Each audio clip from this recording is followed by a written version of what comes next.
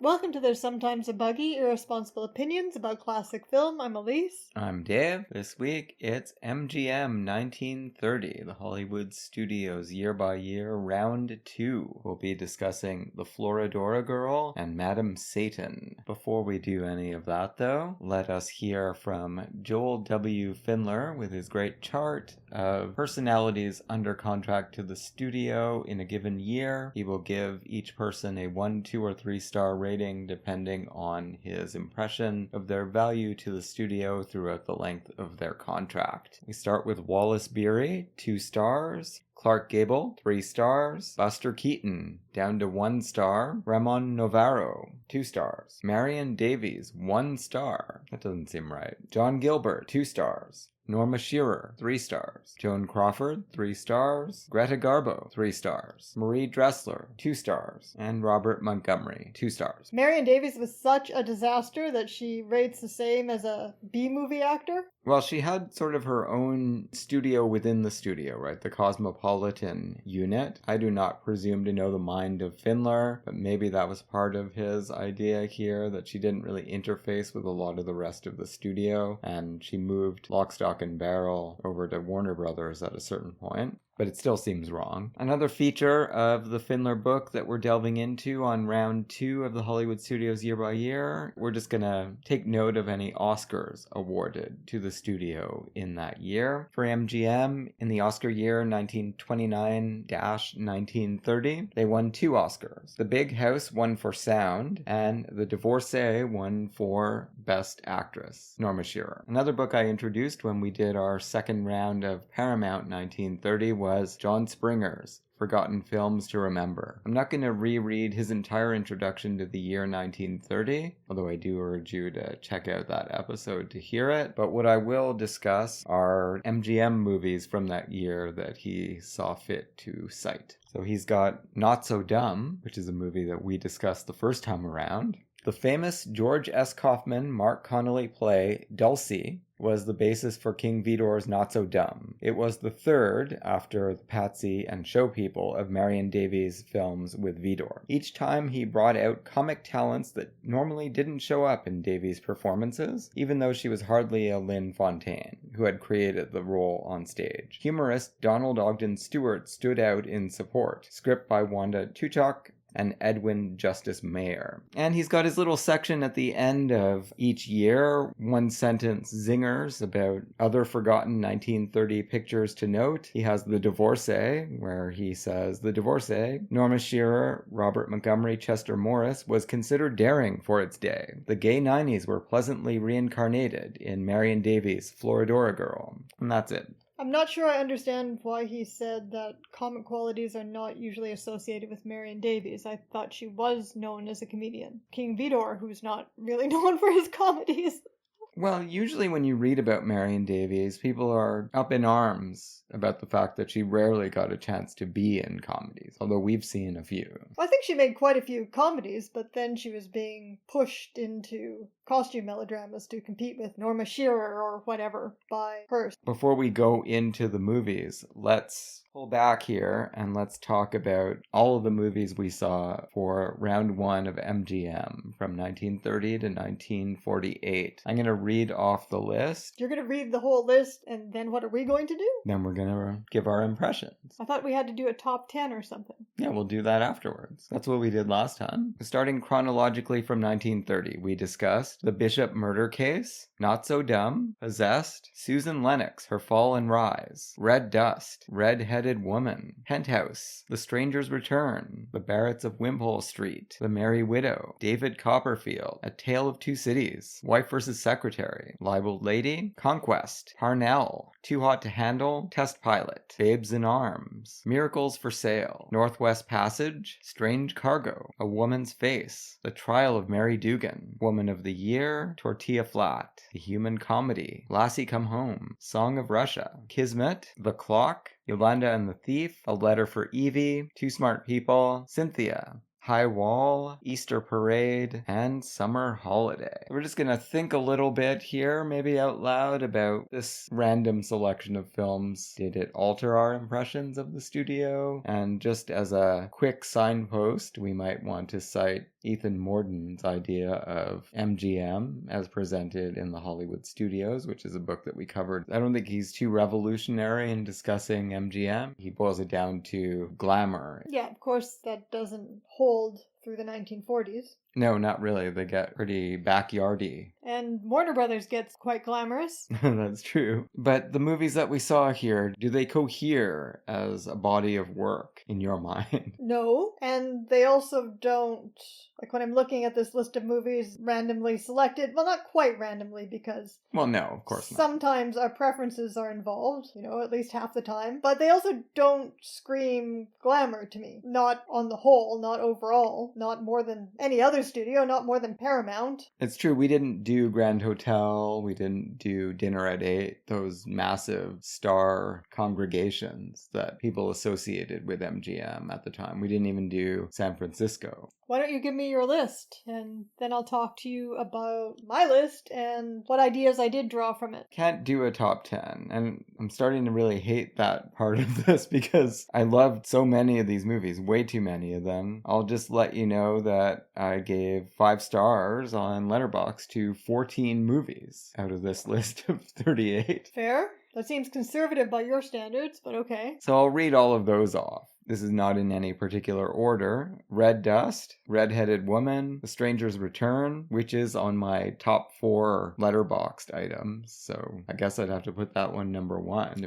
Of all time? Currently, that's what's there. The Merry Widow, David Copperfield, Tale of Two Cities, Parnell, Test Pilot, Strange Cargo, A Woman's Face, The Human Comedy, Lassie Come Home, The Clock, and Yolanda and the Thief. I've even got honorable mentions for Libeled Lady, Possessed, Susan Lennox, Her Fall and Rise, Conquest, Northwest Passage, Tortilla Flat, A Letter for Evie. What are these, 4 stars or 4.5? Yeah, 4.5, and High Wall. So that's like more than half I just absolutely love. Elise, you're a more discerning viewer. Let's have your top 10. I don't know about stars. Our impressions of the best movies from this list aren't by any means radically different. You like The Human Comedy. I enjoy The Human Comedy, but you really love it. So I'd say that's a point of departure. I'm sure it's not possible for me to love The Stranger's Return as much as you do. I did like it a lot. But yeah, there's not a great deal of difference here, so I'll just give you my top 5. I think I can solidly stand by these as my 5 favorites from this group. Not really in any particular order. Strange Cargo, The Clock, A Woman's Face, Red Dust, and Test Pilot. Those are good. Ones I wasn't so enchanted with, I can list off as well. Song of Russia was weird. Kismet was kind of a dud. Northwest Passage was hard to watch, although we decided that had some Verhoeven qualities, I think. Oh yeah, I think it's an impressive movie, despite some hateful aspects, for sure. Too Hot to Handle was a very mixed bag because of some hateful aspects. Being paired up with a terrific romantic comedy, so that's a difficult one. Bishop Murder Case, we discussed at the time, was kind of a barely functioning movie, although with some very impressive visuals. That's from the 1930 episode. Since our feelings about the quality of the movies don't differ radically, let me ask you, did they change your impression of MGM as a studio, or what your feelings were about it originally? Well, one thing that almost always comes up is that MGM was not a director's studio. Paramount, I think, will often get the nod as the best place to be. If you're an independent-minded director in the 1930s and you're working at a studio, well, number 1 would be Capra at Columbia. But if you're talking about a big studio, Paramount was a lot more hands-off. But when you look at this list, there's some pretty amazing auteur efforts on there. The standard view of MGM as a bad place for an auteur, well, some really weird auteurist pieces are on this list, like Yolanda and the Thief, A Woman's Face, I would say, Strange Cargo,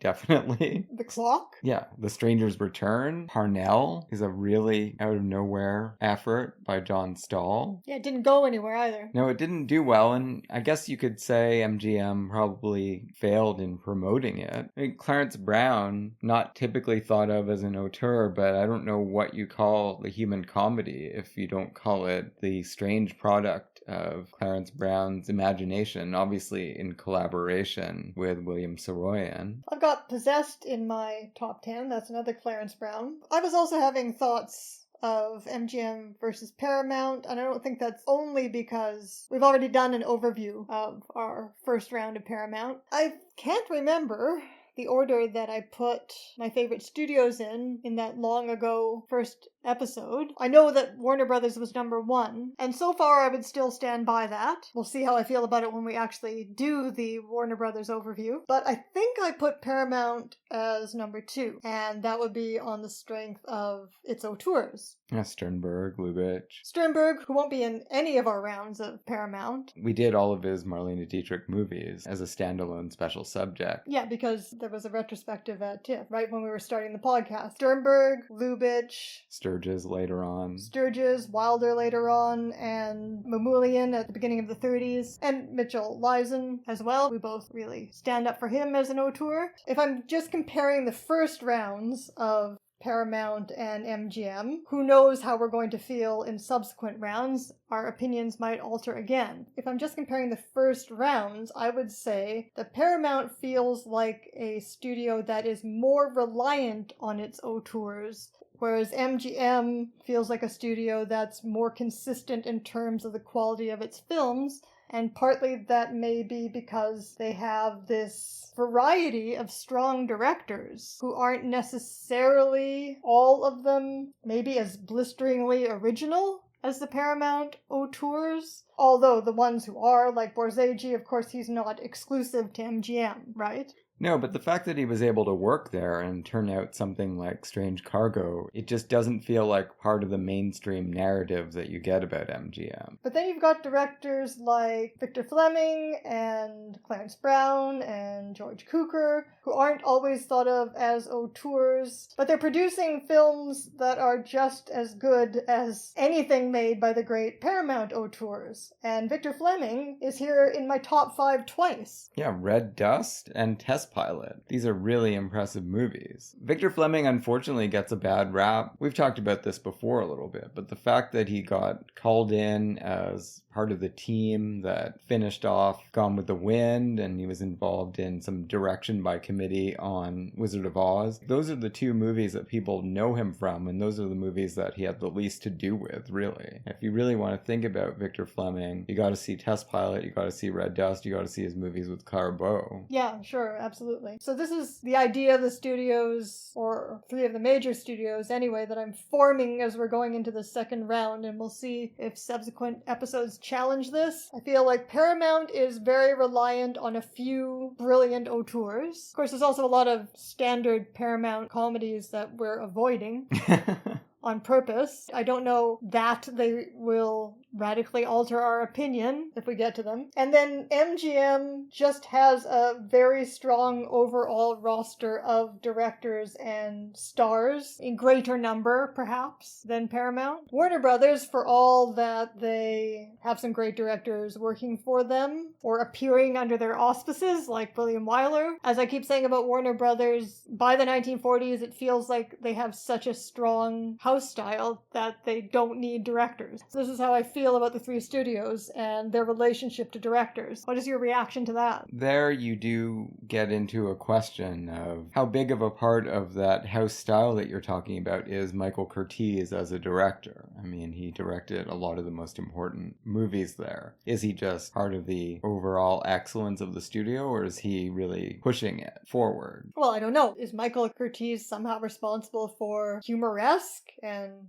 Curtis Bernhardt's Possessed? Or Irving Rapper's Now Voyager? This is what I'm talking about. Right. I mean, one of the big stories at MGM, once you get into the 40s, is the Freed unit. Now, we didn't engage with it that much on our first go-around. In fact, kind of a perverse engagement with the Freed unit by going with Yolanda and the Thief. Oh, we also did Easter Parade. That's true. And Summer Holiday, yeah. Well, Summer Holiday may be perverse, but Easter Parade is commonly acknowledged classic and truly great movie. It is, yeah. A way to summarize what I just said is auteurs are great. If you want to talk about an auteur as a director who is very original in their style, very consistent with their themes, also allowed a lot of freedom from their studio, whether or not they are also doing the producing and writing, and whether or not they're taking credit for those things. So with Paramount, the people we talked about at Paramount, well, I don't know about Lubitsch being consistent with his themes, but a lot of those things can be said for the main directors that we mentioned at Paramount. Auteurs are great, in other words, but if you look at MGM with their more various roster of strong directors, if you look at Warner Brothers, where, as I say, the concept of a strong director by the 40s just goes out of the window, because when they're producing movies as consistently great as they are, stylish, glamorous, noirish melodramas, by directors who otherwise don't have particularly impressive filmographies,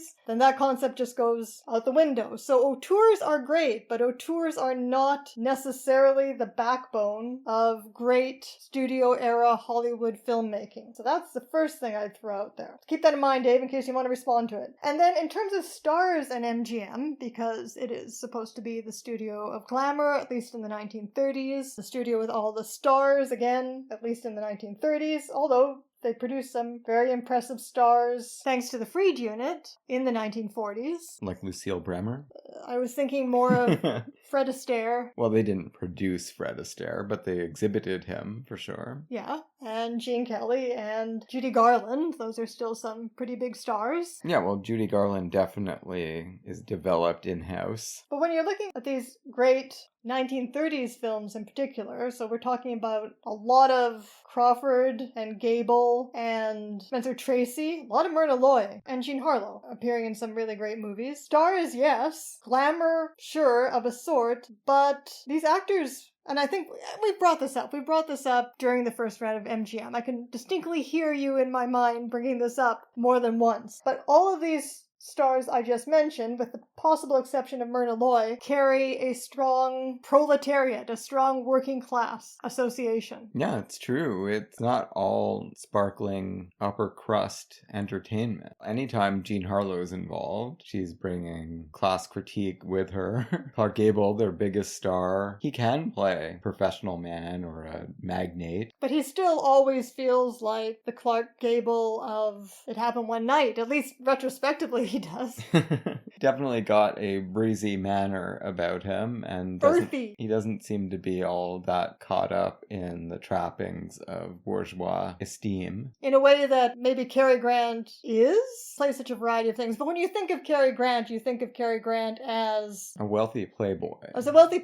Even though he's also Walter Burns, and even though he's also the weirdo professor in Bringing Up Baby, right? None but the Lonely Heart. But I do take your point. The auteur directors at Paramount are more flamboyantly insisting upon themselves as auteurs. They're more going for the Capra name above the title kind of thing. At MGM, the consistent long-term auteurs working for them. I mean, because I really do feel like Victor Fleming and Clarence Brown feel like auteurs to me, but they're not name above the title people. They're not people who are going to insist upon drawing attention to themselves in the same way. And even Cukor is thought of as a guy who certainly was in the books I read when I was young about Hollywood, thought of as a guy who's mostly just bringing a sure and glamorous touch to material based on stage plays. And the people like Frank Borzage and King Vidor that are unquestioned immortal titans of auteurism, they're not consistently at MGM, even though they're making really strange movies for the studio that probably only they could have gotten away with making. Still not a huge production being made out of what they're doing. The one exception to that is very early on, outside of the scope of Hollywood studios year by year, which is The Crowd. That one, MGM talked consistently about how they were letting King Vidor lose money because this was a gift to culture. But that's not how they talk about things like The Stranger's Return. It just winds up being a movie on the docket that comes and goes. Although, for me, it is a thing of absolute magnificence. You can mention, in connection with MGM, if we don't want to talk about directors as auteurs there, or not in the same way as at Paramount anyhow. You could talk about Thalberg and Selznick, but as great as the movies that they were involved with in this list, particularly with Selznick, you think about The Two Dickens. As great as those movies are, they're just a little blip of greatness among so much other greatness. So again, I just want to insist, and the reason I insist on this is not to try to offend any other cinephiles who might be listening to this podcast, but because my own shaping as a cinephile has been through the discourse, I don't even know if this is still the case for people younger than I am, has been so shaped through the discourse of auteurism that it comes as a surprise to me, thinking through the movies that we've watched for this series and other movies that we've watched for the film podcast. I have to impress it upon myself that the greatness of studio era cinema is not reliant upon auteur directors, although I would never want to sacrifice any of them. Fair enough. I guess one last thing that I didn't think to mention earlier is that it's kind of surprising every time I think about it, and I'm sure we talked about this at the time. Out of all of the Lubitsch, Chevalier, MacDonald movies, to me it's not even a competition. The best one is The Merry Widow, and that's the one that he didn't make at Paramount. Yeah. I wouldn't say it's his greatest film, because you do have Trouble in Paradise to contend there. We've got The Shop Around the Corner, but that's also at MGM. So Lubitsch seems to have been right at home at MGM, despite being as deeply linked with Paramount as someone like Cecil B. DeMille is. Well, that's a good point. I mean, Lubitsch, just as a presence, even before he had a production for a while, but even just as a presence at Paramount really helped establish the tone of the studio, right? But in terms of my own preferences with his films, like my favorites are Shop Around the Corner, To Be or Not to Be. Which is not made by a studio at all. That's an independent production. Ninotchka's at MGM. That's right. That's a favorite. Yeah, and The Merry Widow. I guess my favorite of his movies made at Paramount is, Trouble in Paradise. Yeah, well, that is the best one, I think. Out of the Paramounts. Yeah, so he is so strongly associated with Paramount, and rightly so, because I think you don't get Sturges necessarily. Wilder and Leisen are, well, obviously Wilder, because he was writing for Lubitsch.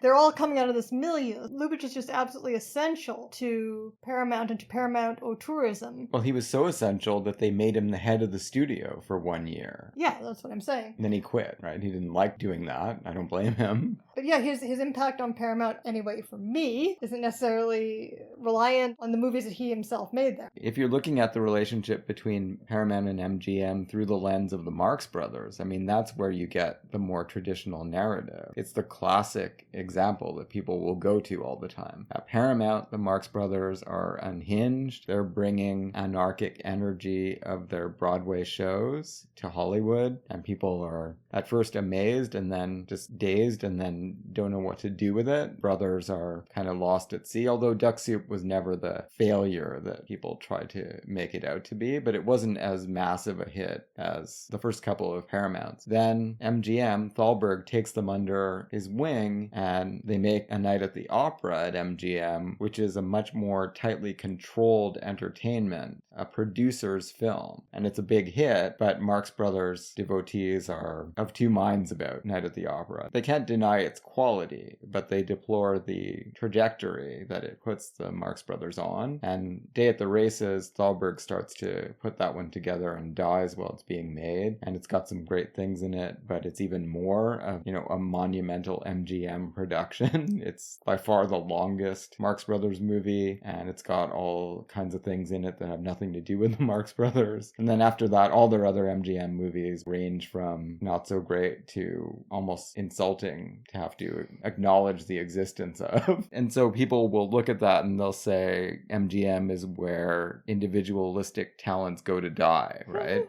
That sounds like too much of a generalization. It is, and it doesn't work in a lot of these other cases that we've encountered. Paramount Paramount is also, of course, the studio of comedy, both of sophisticated comedy, genius comedy, and a lot of lowbrow comedy that we have been avoiding. How does MGM fare on the comedy front? There's not a lot of laugh out loud funny movies here. Of course, Jean Harlow, even in a melodrama, can bring the comedy, and Red-Headed Woman is pretty hilarious, as well as terrifying at times. Yeah, Jean Harlow's in some amazing comedies. Bombshell, a movie we haven't covered for the series yet, but one of the best comedies of the 30s, again directed by Victor Fleming. Woman of the Year, when it's not being shrilly melodramatic and misogynist, is undeniably hilarious. Of course, that is because of George Stevens. We've got all the Powell and Loy movies, almost all of which are comedies of one kind or another. Libeled Lady is often presented as the archetypal mid-1930s non-auteur screwball comedy. And it is a great movie, although I only gave it 4.5 stars. So we didn't do Philadelphia Story. Not yet, no. In that round.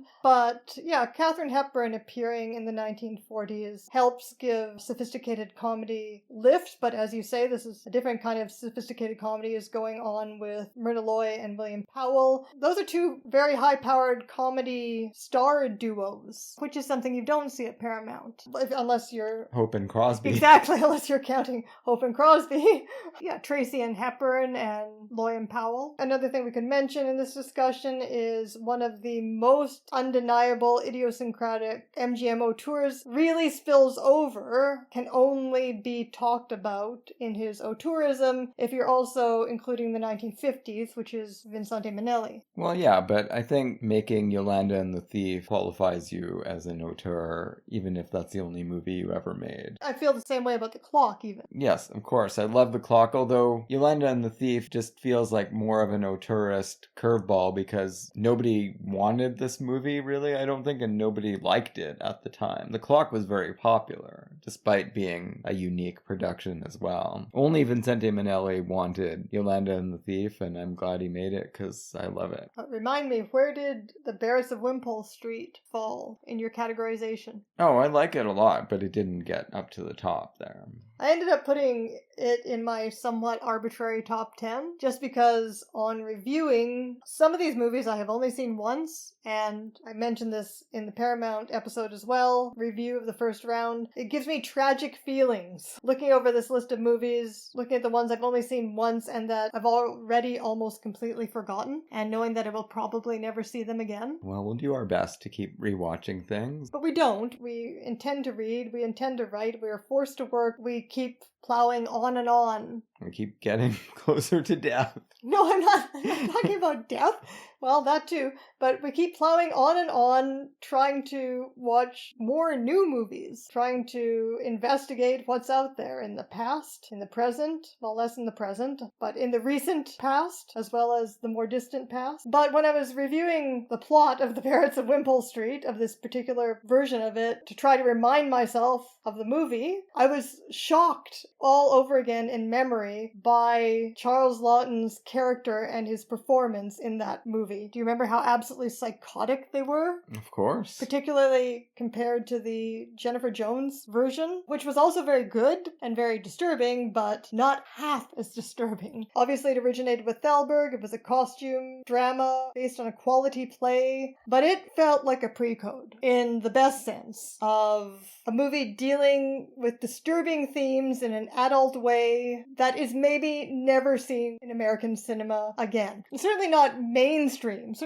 mainstream Hollywood American cinema. Yet another unique production from MGM, not just a cookie cutter place. Not even when doing historical dramas. All right, let's dive into the films themselves for our first crack at MGM Round 2. The Florodora Girl. I'm going to open with John Douglas Eames and his write-up from the MGM story. The life of Marion Davies was like an MGM movie, so what could be more logical than to film scenes for her 1930 musical The Florodora Girl / The Gay 90s at this, her own home. One of her homes, rather. The Santa Monica Beach House with 118 rooms and 55 bathrooms. Marion also had a mansion in Beverly Hills and a slightly smaller one on the MGM lot called her dressing room bungalow, where she was hostess to visiting royalty, Winston Churchill, Bernard Shaw, and such like. Furthermore, she was mistress of multimillionaire William Randolph Hearst's gigantic California estate, San Simeon. She was also mistress of Hearst, and had been since she was a Broadway chorus girl in 1918. Amazingly, she remained totally unspoiled, a generous, friendly, sunny character liked even by her more talented Hollywood rivals. The Florodora Girl was a broad satire of the 90s, brightly written by Gene Markey and directed by Harry Beaumont, with Lawrence Gray, Ilka Chase, Walter Catlett, and Claude Allister. Well, they didn't waste any time getting to the usual chestnuts about Marion Davies. They spent half the time talking about her off-screen life there instead of the movie. Suggesting that she was untalented. Yeah, it's annoying. Yeah, Marion Davies is a perfectly charming comedian with a very distinctive look. Probably because we just, for New Year's, watched 200 Cigarettes. She was really reminding me, and also she keeps falling on her face in this movie,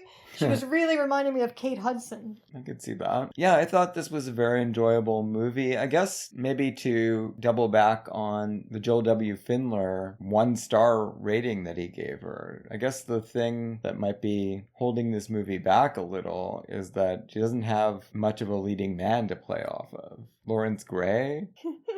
I don't know this guy at all. He was okay. Is this just because she's off in her own production unit? She didn't have access to the other leading men, or none of them fit the picture? Of course, they don't exist yet. It's 1930. Clark Gable doesn't exist. No, and she does wind up in movies with people like Leslie Howard. She even does a movie with Clark Gable. I don't know enough about the office politics at MGM, but I do get the impression that since this was a separate unit that was funded by Hearst, MGM didn't want to waste their other big stars, for the most part, on Marion Davies movies. Maybe that's not the case. Maybe Hearst didn't want anyone upstaging Marion Davies, or who knows. But for one reason or another, you get things like this occasionally, where second most recognizable person in the movie is Walter Catlett. Who was in Blondie of the Follies with her? Let's take a look. Yeah, Robert Montgomery. Yeah, so that's a decent... For sure. It's not like it never happened. But the most important person she's playing off of in Blondie of the Follies is her best friend. But we're here to talk about the Florodora Girl. It does explore the friendship between these women. This movie is in pretty good shape for a 1930 MGM sound film. We did talk about them the last time we did MGM 1930. That was the Bishop murder case, and we did talk about MGM maybe being a little backward, like not catching on to sound as quickly as some of the other studios, not figuring out what they were doing, and that really seems to impact Madame Satan. This movie's doing pretty well for 1930, and I was astonished by the location filming of the seaside. I mean, it's not all location. You can tell they're going back and forth between location and set, but the location seaside filming does have sound that sounds perfectly good. And it's looking back nostalgically at the turn of the century from the vantage point of 1930. So yeah, the gay 90s was like the 80s to us. Yeah, except that you do feel the cultural changes are much more dramatic.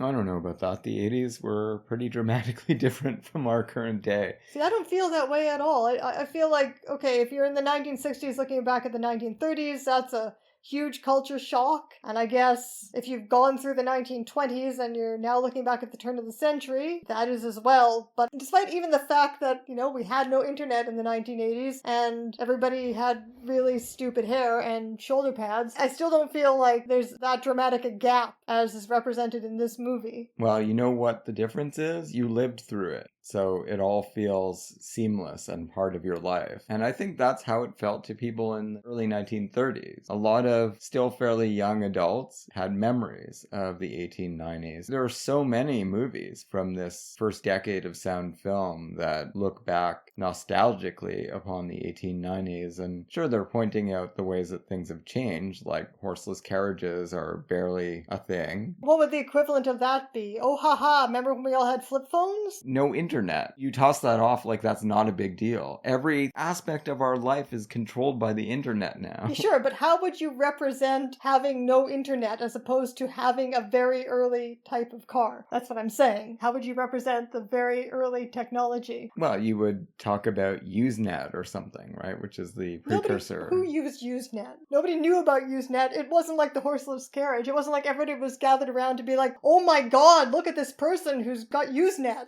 Well, no, people knew about modems. Who cared about a modem? Well, nobody had a horseless carriage in the 1890s either, right? It was a very rare thing. What was that period of the phone where you could take it off its stand and move it around the house? Cordless phones. Cordless phones. That's what I wanted to say.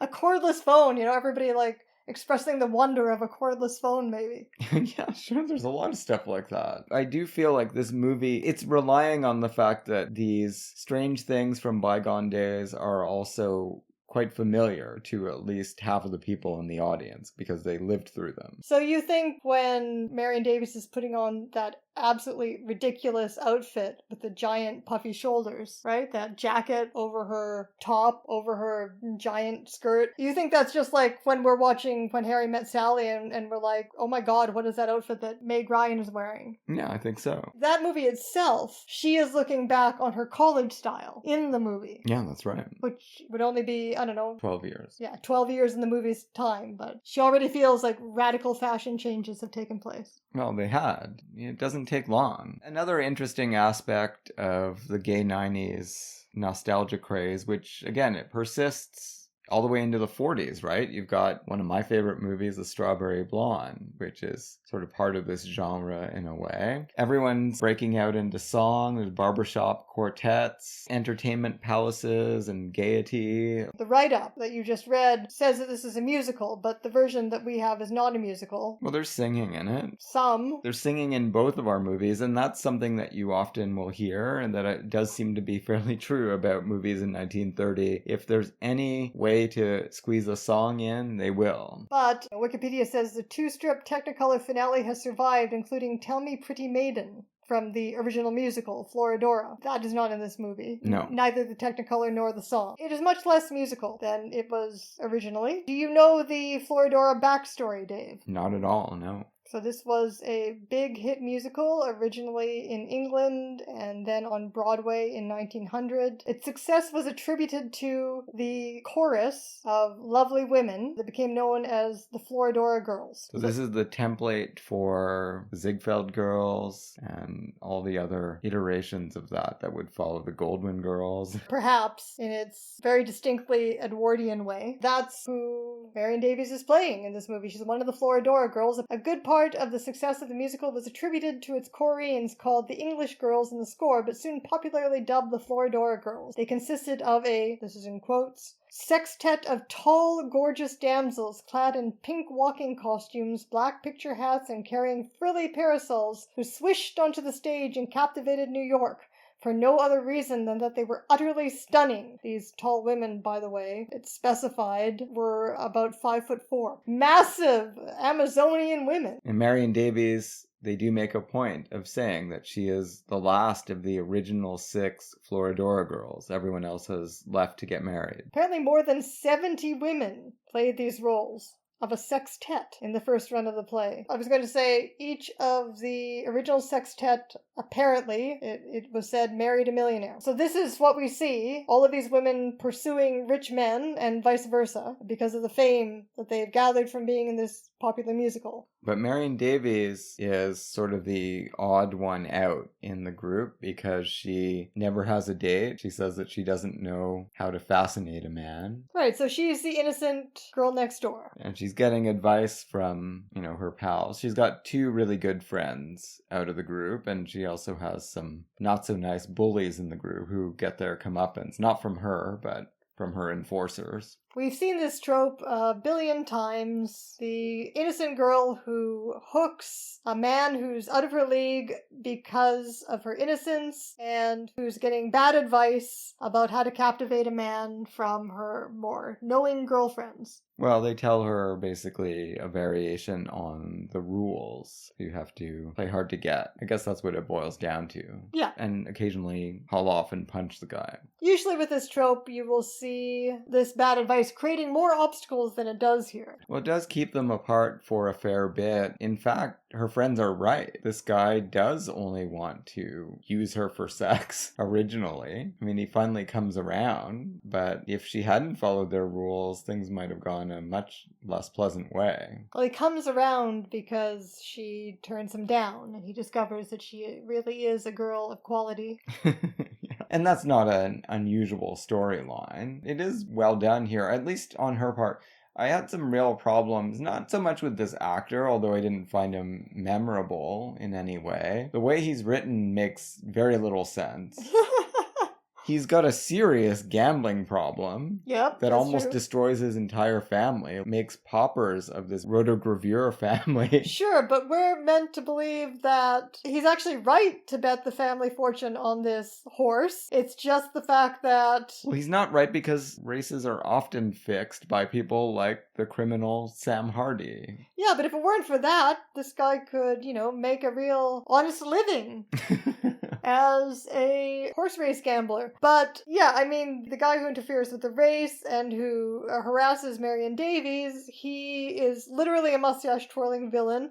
I also waited for more to be done with that character, but no, he just shows up, twirls his mustache, creates a little bit of a problem. It never really ends up heavily impacting the plot. Her own boyfriend of her own class is revolting, physically revolting, and as a character, he is revolting. Yes. So that's really how her upper-class beau gets any kind of appeal that he has, is by contrast. Well, she likes his refined ways. She's not so much looking for a millionaire. Anyway, that's what she says, and I think we should believe her because she's not supposed to be a duplicitous character. Well, except when she pretends to be drowning so that he'll rescue her. No, that's true, but that's very innocent duplicity. Probably my favorite scene is the one where she's talking over her new crush with her father, with her Irish alcoholic father.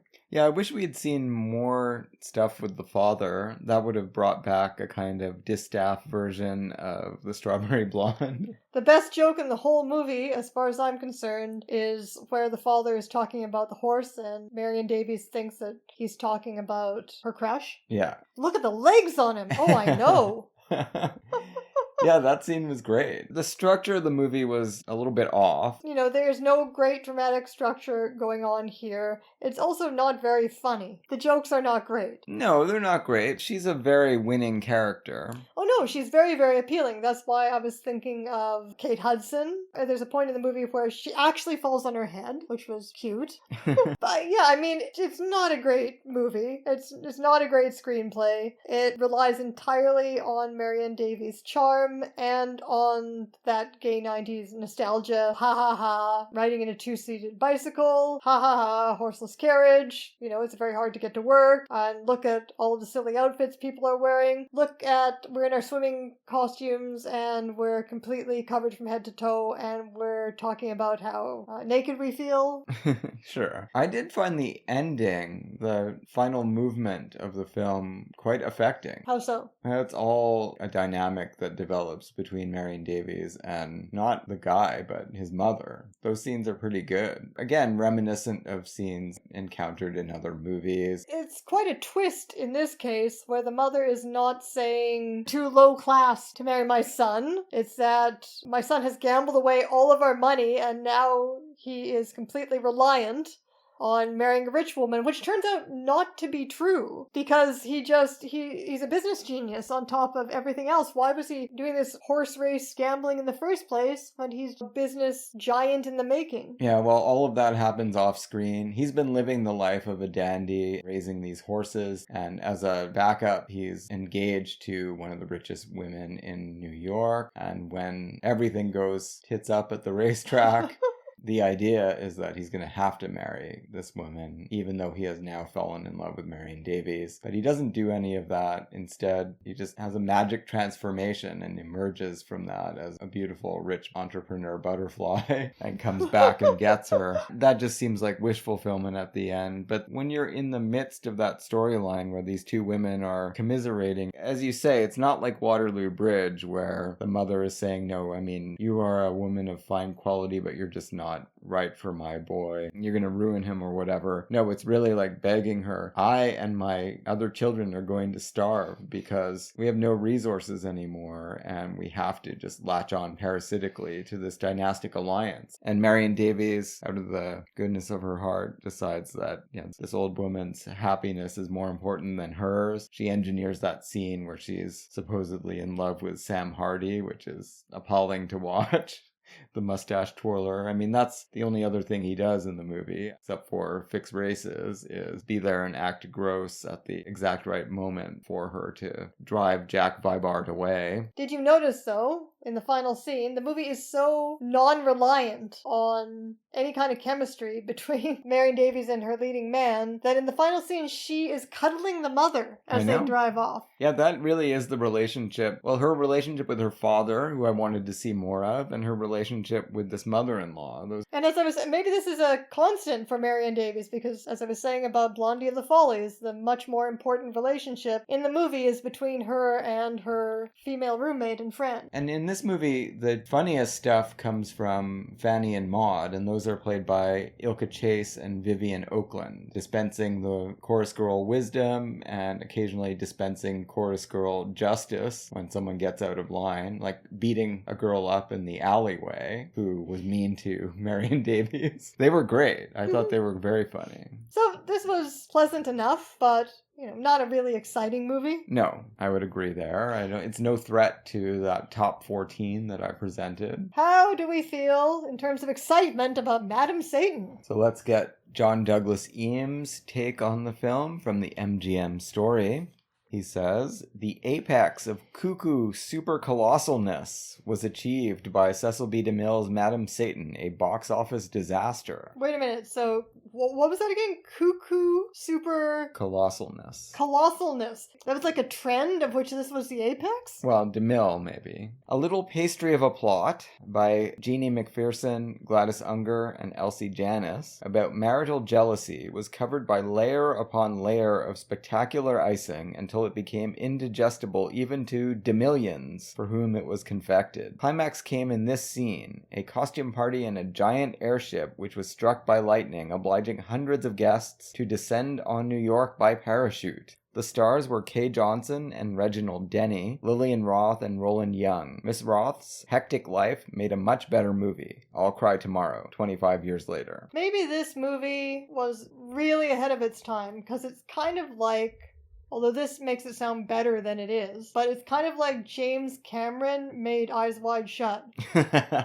Although I agree, I don't think it's as good a movie as that makes it sound like it is. Maybe it would have been better, though, if the whole party sequence had been in 2-strip Technicolor, which is how it was filmed. Yeah, maybe. But, I mean, part of the problem is that the party sequence isn't the entire movie, and everything leading up to it, which is almost an hour, is absolutely amateurish in terms of both the writing and the direction. It's really, really thin farce, directed almost like an Ed Wood movie. Like, Cecil doesn't seem to know what he's doing at all. Now, he's going to learn pretty fast. I mean, Sign of the Cross is great, and it's just a couple of years later, but in this movie, it's just a freaking mess. Well, it's interesting, too, because he did come to prominence in the early 20s with those Gloria Swanson movies, and he must have, not that I've seen any of them, but he must have had at least a good sense in silent movies of how to direct scenes between actors who are just speaking to eeach other. Here it's a little iffy, as you say. Yeah, the direction seems, of the actors, of the scenes, is amateurish. Yeah, I guess getting used to sound, yeah.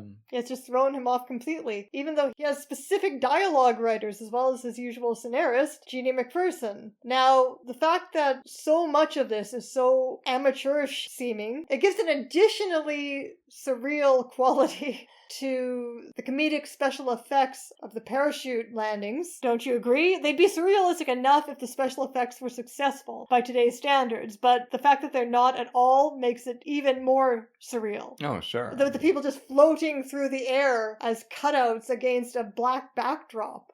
Like, it's insane! They become see-through. Yeah, at points they become see-through, yes. I wouldn't mind a little intangible skydiving.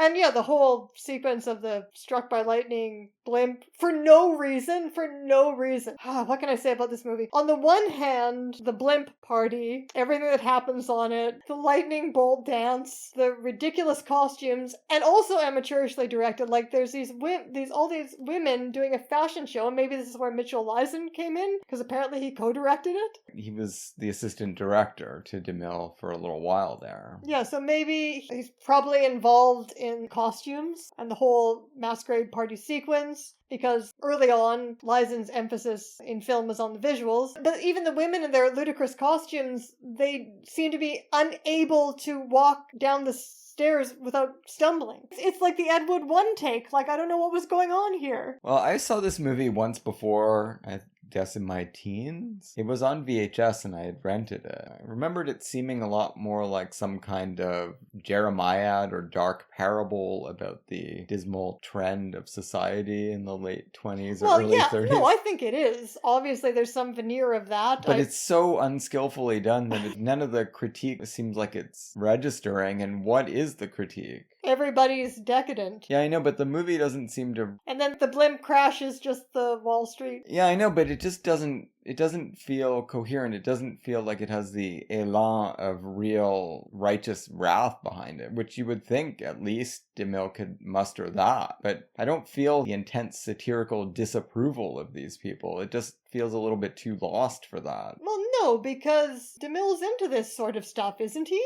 Well, that's what I'm saying. The two DeMilles are clashing in a way that isn't very coherent. Is that what you're trying to say? The righteous wrath DeMille and the kinky sex DeMille? Yeah, but that all works together perfectly in something like The Sign of the Cross, right? But here, it just seems like, well, these people are silly and they go through a little bit of a tough experience in the skies there, but nobody dies and everything's fine by the end. It doesn't seem like someone railing against imminent disaster for society, but that's kind of what it would have to be for this movie to have any merit. Well, as I said, that's where the James Cameron comparison comes in that the spectacular nature of the movie combined with its absolute silliness. I mean, I think that's, somewhere in the James Cameron department, but the lack of skill. The silliness of the concept together with the amateurishness of the execution. Something like Titanic, it's not a favorite movie of mine or anything, but it certainly is looking at the problems with the class society that produced Titanic, right? And it is using Titanic in that way that you just need a disaster movie to use its disaster. Here, it's kind of a disaster averted anyway, because the only thing that gets wrecked is the blimp, not any of the people. Also, if there's any kind of attempt to... And there is a superficial one. If there's any kind of an attempt here to offer class criticism, that's in conflict with the movie's main thrust, which is the Eyes Wide Shut plot. We can both blame and praise the entirely female roster of writers here. I would say that by the end, as unskillful as the farcical comedy is, that is the movie's first hour, as ridiculous as the whole party sequence concept is, there's a deceptive sophistication to the movie's analysis of gender and sexual politics that's apparent by the end. The movie seems like it's just going to be a competition and a catfight between these two women, but by the movie's final scene, and also a lot of crazy shit that happens on the blimp, it's apparent that the sexual problem in the marriage is a gender role problem. The husband husband and wife are still figuring ways to work that out by the end of it between them. And so it's not about the two women, it's about what's going on between the husband and the wife, and by the end they have realized that. Yeah, and Kay Johnson gives her parachute to Lillian Roth, her arch enemy. Right, and that's like Lillian Roth's worst moment because she's such an asshole about it. She actually reveals, right, that she chooses that moment to reveal that Kay Johnson was the woman under the covers in the farce sequence. Well, that needed to come out. I think it was probably for the best. But the movie doesn't even have it in for Lillian Roth despite that, because she has that absolutely hilarious, now that's a moment of comedy that does land, that absolutely hilarious final scene of her landing in the Turkish bath. Yeah, with these stupid men. All they do apparently at this Turkish bath is talk about how they're so glad to be away from women. And her hilarious reaction, right? Where she's kind of tittering and mock covering her face. I love Lillian Roth. She's certainly a bright spot in this movie for me. The two leads, Kay Johnson, I know that she persists in films, but she's not a big star after this. She's in Frank Capra's American Madness. She plays Walter Houston's wife in that one. Yeah, she's not a betrayed wife in that one, but she's a betraying wife. She is, well, not really. Thinking about it. But she is the wife who's being taken for granted, I guess you could say. Yeah, that's kind of what she got pigeonholed as. Here it's a star role, there it's a demotion, and I think it just got worse for her. Reginald Denny's an actor that I love as a character actor. He's amazing in Rebecca as Frank Crawley and immortal in Mr. Blandings Builds His Dream House as Mr. Sims. The fact that I remember these characters' names means a lot, I think. But I don't find him all that compelling as a leading man, and he wouldn't be one for much longer. Roland Young is always amusing. Yeah, but barely. I mean, this is not Topper or Lubitsch. I was going to say that if Roland Young can't even be funny in this movie, that's an indicator of how poor the comedy really is. Uncle Willie. What did you think of the progression of the relationship between husband and Madam Satan on the blimp? It's pretty strange. It's very, very strange. Definitely very pre-code. So she manages to fascinate him, but then indicates that she's really a good woman after all. She's not the sexual libertine that she appears to be, not the great sinner. And he likes that even better. But then as soon as he finds out through more farcical shenanigans with Roland Young and Lillian Roth, I'm not even going to get into all of the confusions that happen that lead Roland Young to assert that he's with Madam Satan, or whatever the hell happens. Do you remember what happens? I don't know. The plot keeps making Roland Young pretend to be dating somebody, anybody. He's not dating anyone. All he's doing is giving giant parties in the sky. It's his blimp.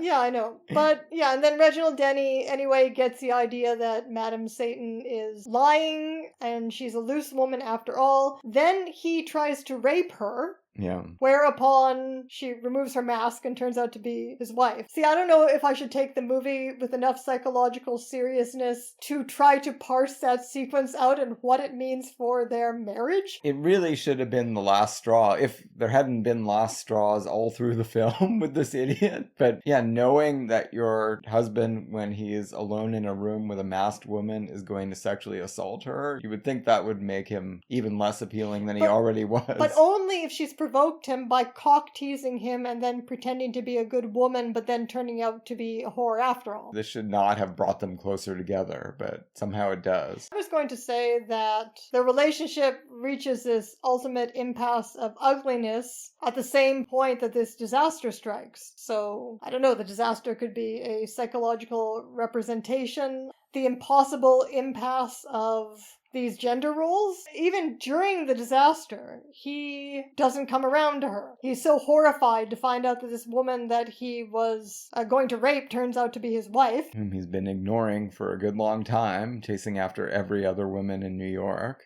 That he stays mad at her even though they could both be dying. True, but he does the chivalrous thing and forces her to parachute off, and he's the only person on the ship that has no parachute and has to dive out at the last minute into the reservoir of Central Park. Yeah, but he tells her he's only doing that because she's unmanned him in every way, and it would be the final unmanning if she let him take the parachute. Right. Or if they just somehow expired together on the ship, which is what she seems to want to do. So he's even graceless about saving his wife's life. Not a class act. But I guess you're right. This could be a way to tease out some gravitas. If the lightning bolt and the destruction of the blimp is a judgment upon gender relations writ large in America in 1929 or 1930. Then in the final sequence, we see her trying to coax him around to reconciling the idea of finding his wife sexually attractive with her being his wife. And it's very difficult, but what I find interesting about that last sequence where she's on the piano is that compared to the timorous wife that we've seen through the whole movie, the timorous, long-suffering wife, here she is absolutely confident, and it feels like this Madame Satan identity has had a liberating effect on her. You know, do you see what I'm saying? She has this interesting mystery and smugness about her at the end that even he, completely against his will, is being charmed by. But then he remembers better. He remembers he's supposed to disapprove of these qualities in a wife. But she is trying to charm and enchant him into being able to reconcile them, not on a rational level, but on some other level that there's a chance that it might work for them erotically. And that, I think, is just at least as sexually sophisticated as Eyes Wide Shut. You heard it here first. But it's too bad the rest of the movie is such a goddamn mess. However, worth seeing just for the dance of the lightning bolt people. Yeah. That is some crazy Metropolis-influenced camp Art Deco nonsense. I mean, when Roland Young puts on a party, he does not skim. He will even bring electricity beings into play. He has no time to date. No, I guess that's true. One of the parts of the movie that fascinated me was, as you say, this wife character played by Kay Johnson is supposedly incredibly timid and decorous. But the way she behaves, she just shows up at Lillian Roth's apartment and just horns in and refuses to leave, and she's pretty obnoxious. And I like those scenes where she's just making life difficult for everyone, forcing them to tell the most insane lies. Are we supposed to think that she knows they're lying? She says that she wants to meet Roland Young's wife, and she's already been told that that is Trixie, Lillian Roth. But does she really believe that this is Roland Young's wife? She forces them to prove it over and over again. She keeps barging into their room, and they have to go under the covers, get out of the covers, go under the covers. She acts like she knows what's going on, definitely, but then also like she's disappointed when she has confirmation. So I think, there's a level of some thin layer of denial. Yeah, I guess so. She's just praying that they're going to manage to find a way to fool her, which is interesting. And then when Reginald Denny shows up and starts bashing on Lillian Roth's door, I mean, that brings everything crumbling around everyone's ears. And then there's that scene where she just wanders into their bedroom. Like, her door opens onto their bedroom, and I did find that funny when she walks in. So there were a few scenes like that took me by surprise. Something strange that I don't think I've ever seen in any movie before was this wife in the midst of despair over her husband's complete lack of interest in her suddenly gets a song as a pep talk from her maid. And that maid never really comes back and does anything, but it's like a star moment for this maid. She sings this whole song. Elsa Peterson as Martha seems like she's gonna have a major role in the film, and she's gonna be like the voice of wisdom in song or something, but she never really comes back and does anything after that. So imagine this version of this movie, Dave. Apparently DeMille originally wanted Dorothy Parker to, I guess, do the dialogue. Well, that would have been interesting. For Jeannie McPherson's script. Could she have teased out the brilliant psychological analysis of puritanical marital erotics? It's one of those questions we'll never have an answer to. In any case, there are musical numbers that, again, as with the Florodora Girl, there are musical numbers that were in the original version that are missing from this. And the maid's pep talk song, that's an artifact of try to make anything into a musical from 1930 only. Right. Yeah, it was an interesting moment. It's very odd, this moment of late 20s, early 30s Hollywood filmmaking. Because we've seen it in quite a few of our different series recently. In the Diana Wynyard series, in our last Studios episode, which was Paramount, in the Love Parade. This side of the pre-code, where marital infidelity can be discussed as a real possibility. Well, it's an actuality in this movie. He's definitely sleeping with Lillian Roth. Yeah, and, when divorce being discussed as a possibility in The Marriage Symphony, in the Diana Wynyard movie. But, coming from a completely different angle in The Love Parade, these movies that are very despondent about the ability of marriage to accommodate, let's say, the full personalities of the partners, and particularly the woman's, and to incorporate erotic excitement. And these movies become very, very bitter. Yeah, this is a world that is basically crying out for the remedy, which is screwball comedy and the comedy of remarriage. This is what Hollywood hits upon, and we see the pathology of it in these late 20s, early 30s movies, and we see the physicians begin to heal themselves with the advent of It Happened One Night and all of the successor films that make being a couple seem fun again, or maybe for the first time. How is that the answer? It's the answer because it says, and this is very Cavelian, how do we portray a modern relationship, a modern monogamous committed relationship of gender equality without offending anybody, without offending, either sex, particularly the male sex? How do we make that something that people believe in and want to invest in? Yeah, so I guess DeMille was doing something fairly profound by showing us everything that was going wrong between the genders in America at this time. How do we remake marriage in a truly modern image? It's a nice thought to end on. Last week we mentioned that we were in a very difficult place as a household because our friend Dorothea, our cat, was in the veterinary hospital. Happy to report, after more than 2 days under terrible conditions, not the hospital's fault, but just the way things go. She was all by herself in this cage getting an intravenous treatment. She's back. She seems much like her old self, very happy. But that did mean that I had to miss a whole bunch of Marco Bellocchio films at the TIFF retrospective because I've been giving her pills several times a day. Elise, you did see a few. We're not really going to do Fear and Movie Going in Toronto because I can't talk about anything you've been seeing, but anything you want to highlight out of the movies you saw without me? I did see the 5-hour series of the Aldo Mora kidnapping incident, Exterior Night. So this is basically looking at what was going on in the world outside of the house where Mora was being held, for the most part. I thought